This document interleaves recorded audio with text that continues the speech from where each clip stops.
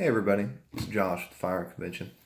I was asked by a friend of mine that's just getting into scopes to explain to him the difference of scopes and what we got going on there. So instead of trying to explain it in a message, I'm just going to do a quick little video and see what we can do as far as trying to explain optics. So this is going to be an Optics 101. We're not going to be doing anything fancy. What this is not going to be is going into detail about each type of optic and every type of different optic you can get. There's way too many out there for that. What this is going to be, we're going to talk about brands, what brands optics that are out there that are good. We're going to talk about first focal plane versus second. We're going to talk about mils versus minutes. We're going to talk about what the numbers mean on a scope when it says 3 to 9 by 40, for instance. And I've narrowed it down, I think, into 4 different categories of optic. Now, there's a hunting category for a hunting scope. There's a low power variable optic. There's a target scope, and then there's a tactical long range style scope. And they're not all exclusive. So any scope can really be a hunting scope if you take it out into the deer woods and you're hunting with it. And that doesn't mean that a low power variable optic doesn't make a good hunting scope. That doesn't mean that a hunting scope doesn't make a decent target scope. So don't assume that they're all mutually exclusive to each other. A tactical long range scope, if you're going to be shooting 600, 700, 800 yards or more, and you're going to be hunting, is probably one of the best scopes that you can use to hunt at extreme range.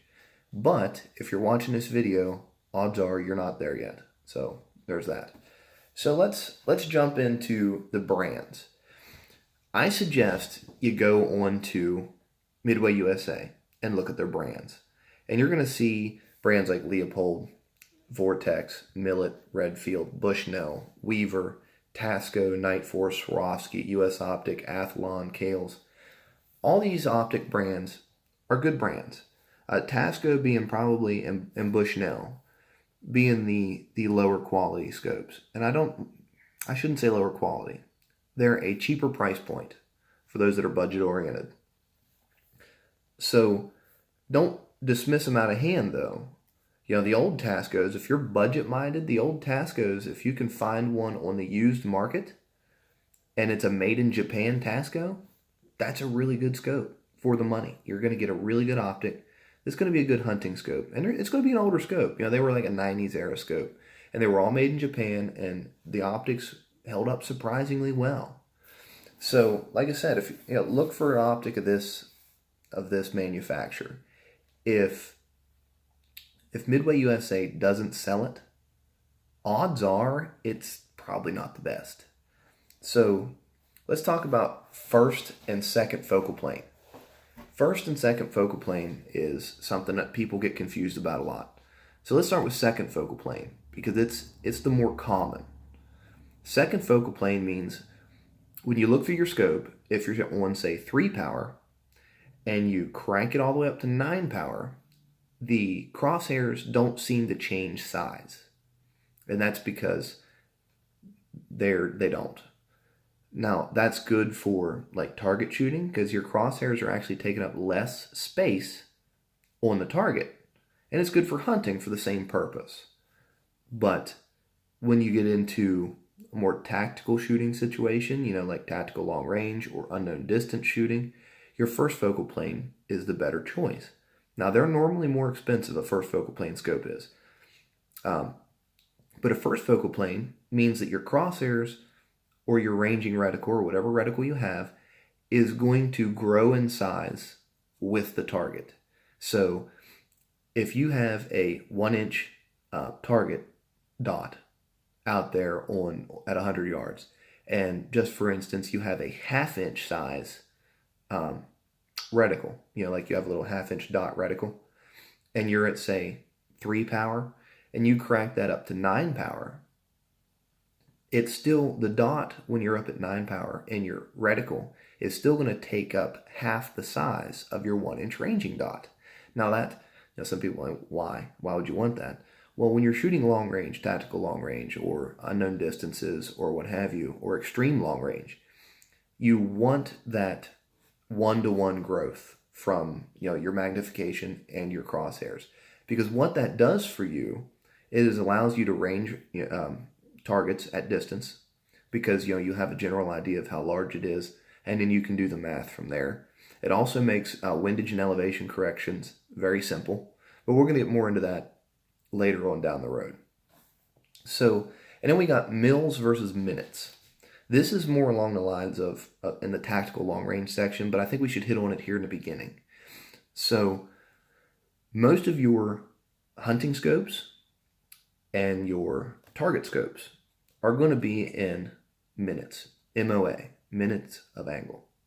Now, that being said, we're going to keep this really simple. 1 minute of angle is normally 1 inch, okay?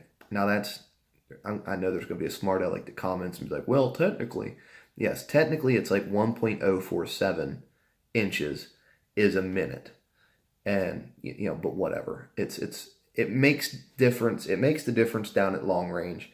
At 100, 200, 300 yards, it really doesn't make a whole lot of difference. We're talking an 1/8 inch difference at 300 yards or less. It's less. Yeah, it's going to be less. Anyway, so mils are 3.6 inches is what's in a mil, okay? And a minute is 1 inch. So in your hunting scopes, you're not really going to see anything in mils. It's all going to be in minutes or inches. And you're going when you take off your turrets, you're going to see it. It's going to say, a 1/4 inch adjustments at 100 yards. That means four clicks to an inch at 100. That's in minutes. And some of them are eighth. So it's an even finer adjustment. Mils, pretty much predominantly all mils run in tenths. So if you have a mil scope, 10 clicks is going to be 1 mil. Each click is going to be 0.36 inches. So that's that out of the way. So let's move on to a hunting scope. That's our first category. It's the broadest category, probably the most popular category. So I'm going to give an example in each one of these categories of what makes a classic example of that style. It's not necessarily what I think is the best. It's just a classic example of that style scope. So in the hunting category, we have a VX Freedom from Leupold, or a VX1 or VX2 Leupold in 3 to 9 by 40. Now let's talk about the 3 to 9 by 40. So when you see those numbers, 3 is the low power, 9 is the high power, the highest magnification, and then the by 40, that's millimeters. And the millimeters, the 40 is, when you look at the scope at the end, that's how large your glass is. So if it's a 3 to 9 by 40, that means the glass at the end of the scope is 40 millimeters. If you look at a scope that says 3 to 9 by 50, it's a 50 millimeter scope. That the bell at the end is going to be 50 millimeters. So in these lower end scopes, that really doesn't mean a whole lot, because there's a lot that goes into the different bell size. It's meant for more light collection, but even if you have a 50 millimeter bell and you only have a 1 inch scope tube, you're not going to be able to get all the light that piece of glass is bringing in, because your scope tube's too small. The ocular hole is not big enough. It's really complicated. But anyway, normally a good hunting scope is going to have a fairly low power on the bottom end. You're going to want something in the 3 power, maybe 4 maximum. And that's because when you're shooting in brush, you're shooting in the woods, it's very easy to lose a deer or whatever your game is in the brush on a high power. So you want that low power so that you can find your game. And then once you find your game, you can turn your scope up a little bit, do whatever you want to do. That's your preference. But the top end is going to be a medium power. Don't get hung up on power. If you see a scope that has an illuminated reticle, some form of ballistic ranging reticle, and has a power higher than 14, and you're not paying $300 or $400 for it, it's probably junk. I know. Somebody's going to say, well, I've got one. Right, you're the anomaly, not the rule. Congratulations. So try and stay with an optic that has a 3 to 4 on the low end and a 9 to 12 or 14 on the top end. That's going to be your bailiwick of hunting scopes. And those powers are going to do everything you need to do at hunting ranges. Don't get hung up on the crazy high power. Because a lot of guys, that's what they look at. Oh man, this is a 24 power. It's got to be better. No, it's not. That does, look at features. Don't look at just the power. So it's going to have cap turrets. So you're going to have to remove the caps to adjust the optic. And that's so when you're walking through the woods, you rub up against brush, getting it out of the truck, what have you. Those turrets aren't going to, get moved, and you may miss an animal because they move. So they're capped so that they can't be bumped and adjusted. Let's talk about lens coating. So your lens coating is going to be, every scope has different lens coatings. Even different scopes by the same company have different lens coatings, and it's based on what the manufacturer thinks you're going to do with this optic. With a hunting scope, the lens coatings are going to be more geared towards early morning light and afternoon light, or like late evening light, because that's where most deer are active, is at early morning, late evening. So they want to get the lens coating that brings in as much light as they can and filters in as much of that good light as possible to give you a brighter picture in your optic. Now, clarity. Clarity is something with, if you stick with a 3 to 9, and I believe that the VX Freedoms are about $200. For what you get, they're a great scope. You're not going to have to worry about clarity. But even on the Vortex Diamondbacks or, any other brand, the Bushnells, clarity on a hunting scope really isn't that big a deal. I mean, you want it to be clear, but it's not going to look like a fuzzy television. So you're probably not going to notice a major issue with clarity in a low power hunting scope or a medium power hunting scope. Almost all your hunting scopes are going to have a fixed parallax. And parallax is when you're looking through a scope, you want your crosshairs to be crystal clear and your target to be crystal clear. Now, with other styles of scope, you can adjust your parallax to where you can have that crystal clear view at 25 yards, at 50 yards, 75 yards, 100 yards, 400 yards, 1,000 yards. But with the hunting scopes, they did a fixed parallax, one, to keep price down, because that's one more thing that you have to control in the scope. And two, you really don't want to throw up an optic that you might have been looking at something and your parallax is set at 50 yards, and out of the 100 yards, it's all fuzzy. And that's where your deer's at, is 100 yards. So they fix that parallax at a fixed point, and it's going to be 75, 90, 100 yards, 125 yards. Each manufacturer is a little bit different, is what it is. So most of your hunting scopes are going to be lightweight, and that's because you don't want a hunting scope that's going to weigh 2 pounds sitting on top of your lightweight deer rifle. It's going to be a pain to carry. It's going to get, top heavy when you throw it up. It's not going to feel right. Your variable power, make that dependent on the cartridge. Okay, if you're shooting like a 30-30 in the Marlin 336 and you want a scope, Leupold sells a 2 to 7 by 32. Which top power is 7 power on a 30-30. That's fine. 7 power will get you as far as a 30-30 is capable of doing.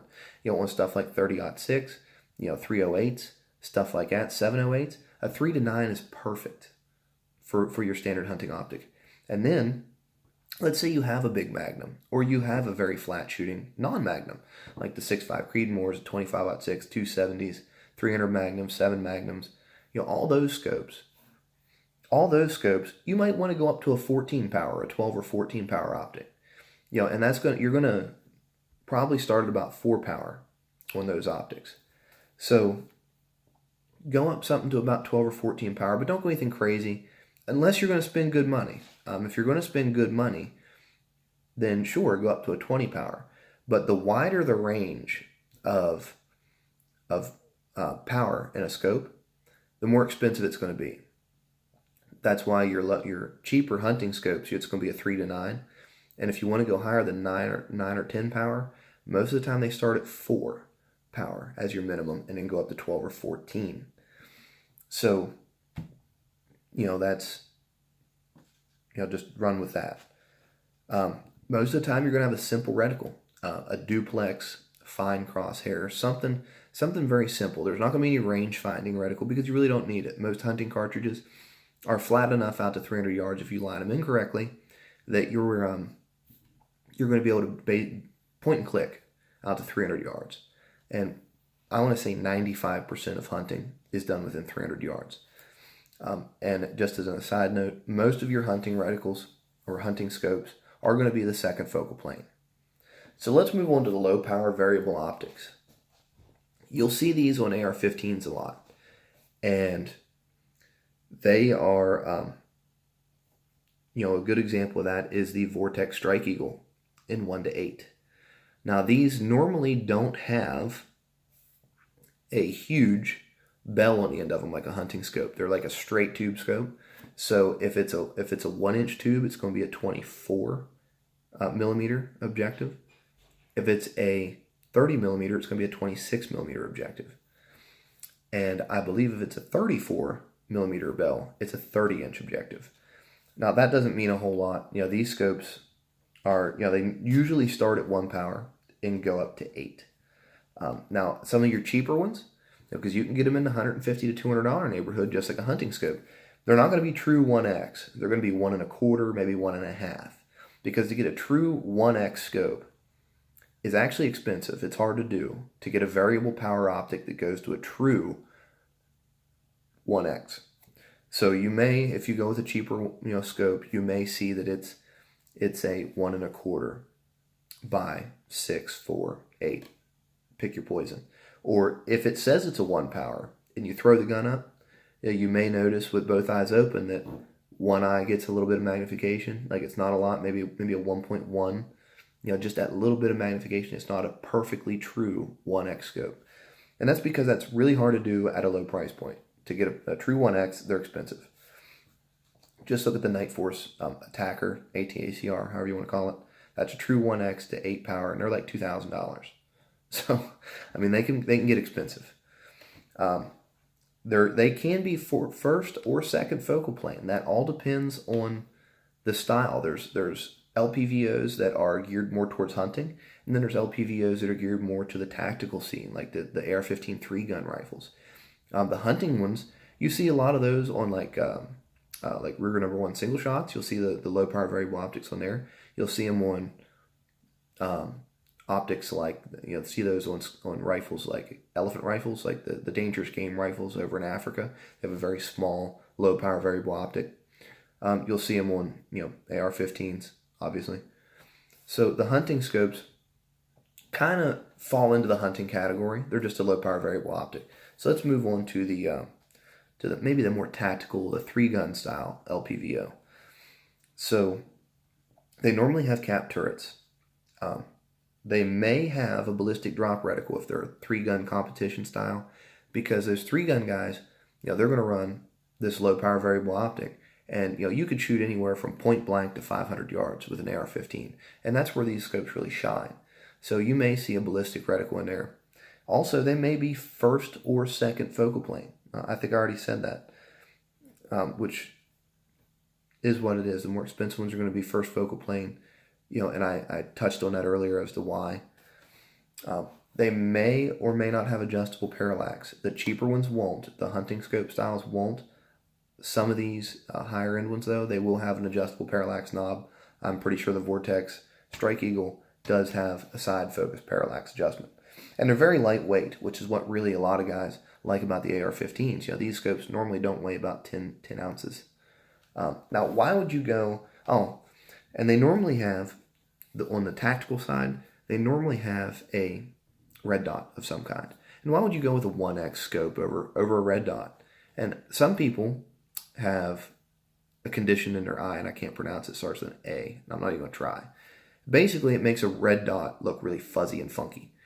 And that's not good for them. They can't use that optic. So with a low power variable optic with an illuminated reticle, they have the best of both worlds. They have that 1x power with an illuminated reticle. It doesn't bother their eye. They can shoot with it accurately, and it's good.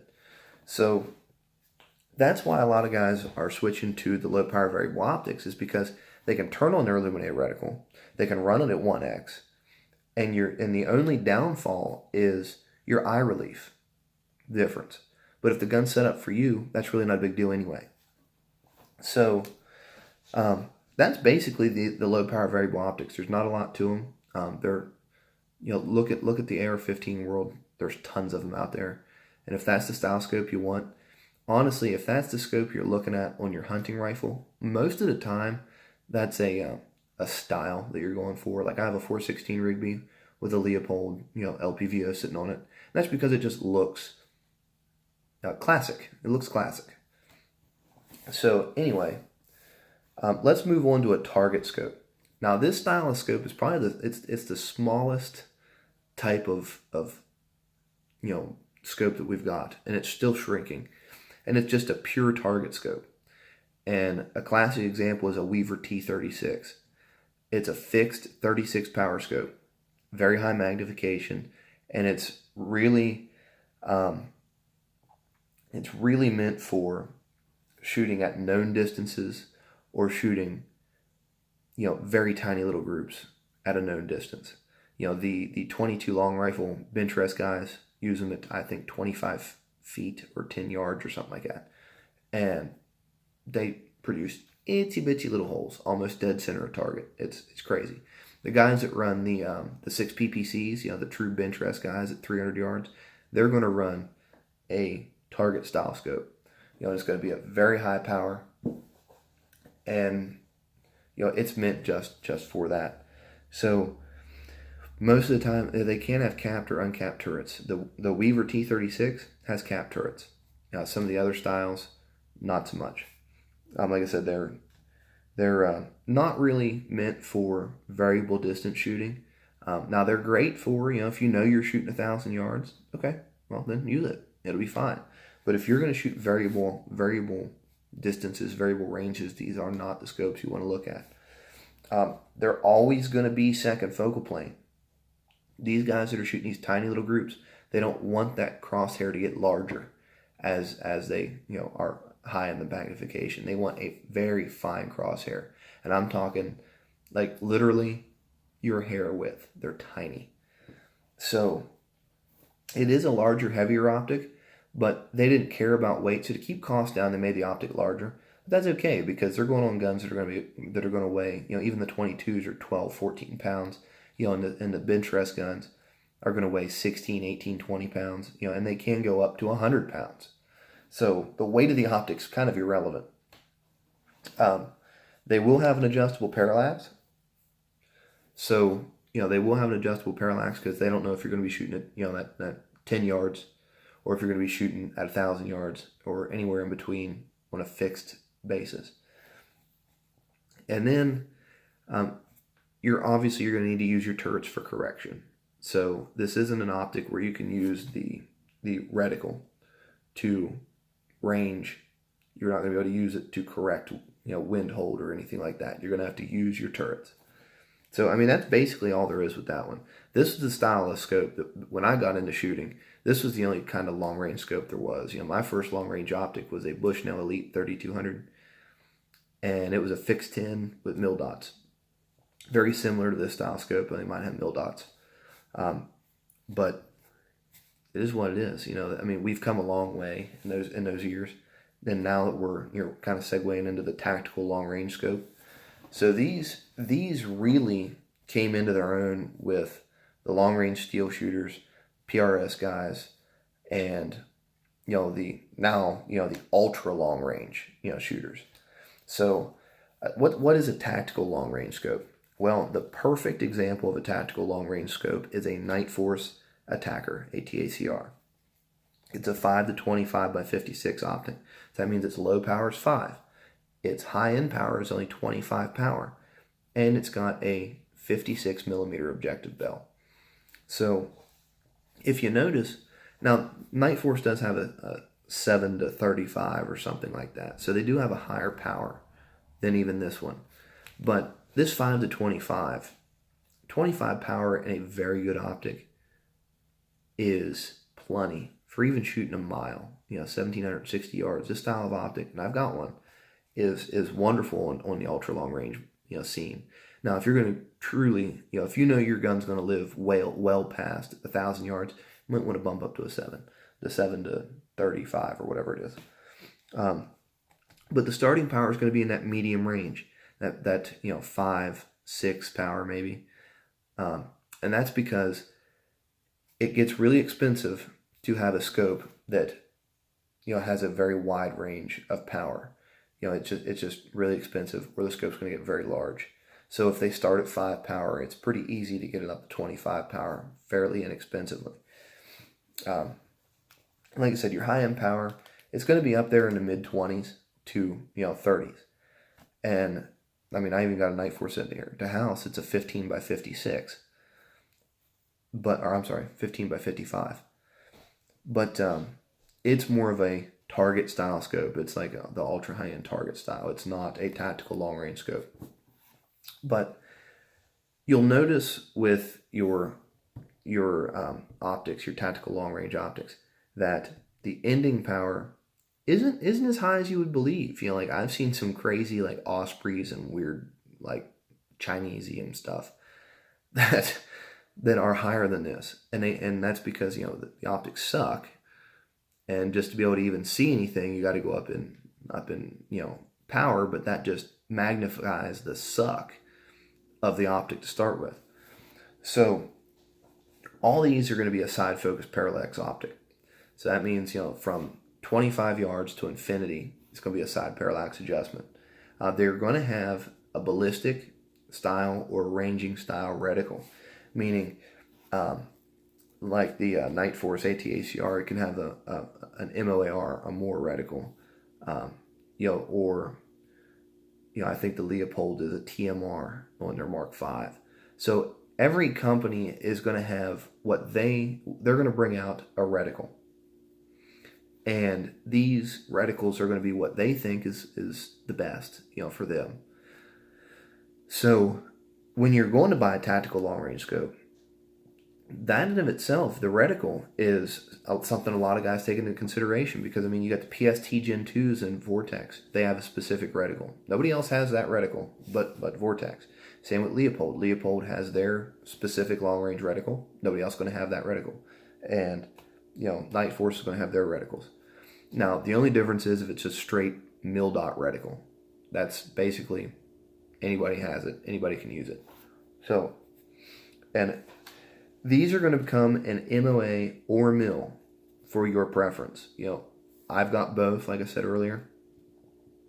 And to me, it doesn't matter. If I'm using the optic, I just use that optic. Now, if you're asking me which one I prefer, I'm going to go with the mil. And that's because when you're doing long-range correction, it's easier, even as smart as humans are, we're still wired for small numbers. On the fly, anyway. So, it's easier to say, give me a mil wind correction. Give me hold left wind 1 mil, than it is to go hold left wind 3 minutes. So it flows better for me, with the mil. That doesn't mean it's the best or whatever. People use both. People flip-flop back and forth. I just think, with a mil reticle with like a 6 Creedmoor, one of those style guns, or 243 or 260 Ackley, your 1,000-yard correction is going to be like 7.5 mils. Or in minutes, it's going to be like 20 to 24 minutes. So there's a decent amount of difference in the numbers. And some people, are fine with using those higher numbers, but you can call me a dumb redneck, and I like the smaller numbers. So that's really the only difference between mils and minutes. I suggest, though, if you're going to go and get a couple of different optics, get the optics all in either mils or minutes and learn that system. And you'll find that it's very easy no matter which one you use. So these are best with unknown distance shooting. You've got a target out there, and it's, it might be 589 yards.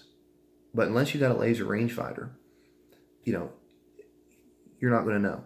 So you can use the mil reticle or the minute reticle, and because these are first focal plane optics, most of them, the really good ones are first focal plane optics.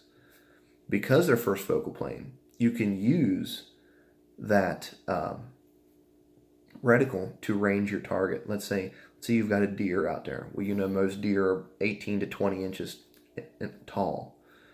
So, you can look and see how many mils it takes up in the crosshairs, because there's going to be little hash marks and what have you. You're going to be able to see how many mils it takes up or how many minutes it takes up. Do the math and be like, oh, okay, well, that deer is between 585 and 560 yards. Close enough to get a first round hit. So that's why most of these optics are first focal plane. They all have exposed turrets, because you can do sight corrections two ways. If you're shooting out at distance, and like say we're shooting at 1,000 yards, I'm gonna come up 7.5 mil, and I shoot, my spotter says, okay, you're a half mil low, so I'll come up to 8, and then okay, you got a hit, but you need to adjust wind.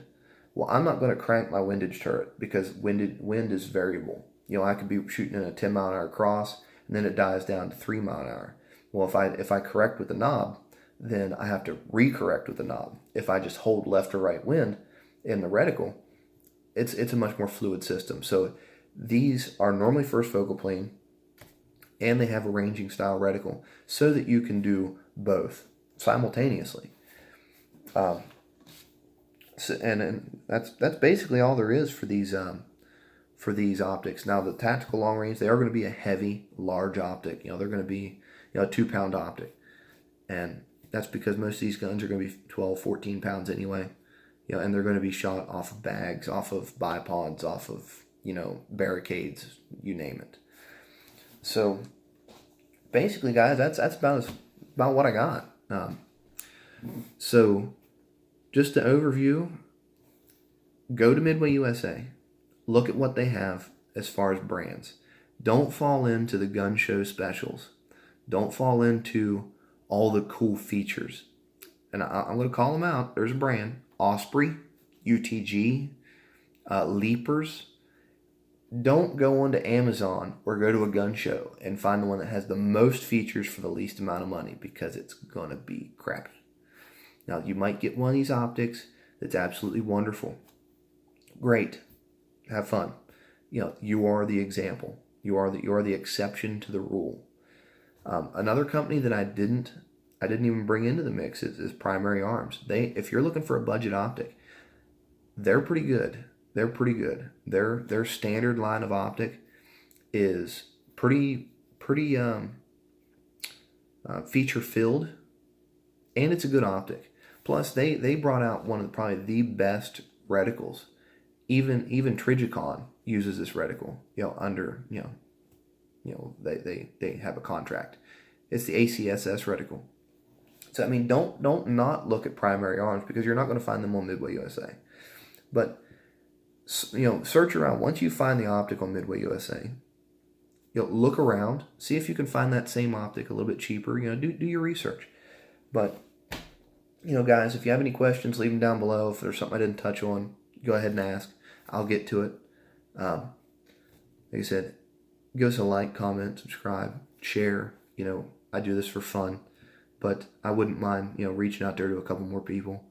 We're going to try and bring out more videos like this, and hopefully it goes somewhere maybe. But anyway, thanks guys, and I will see you all later.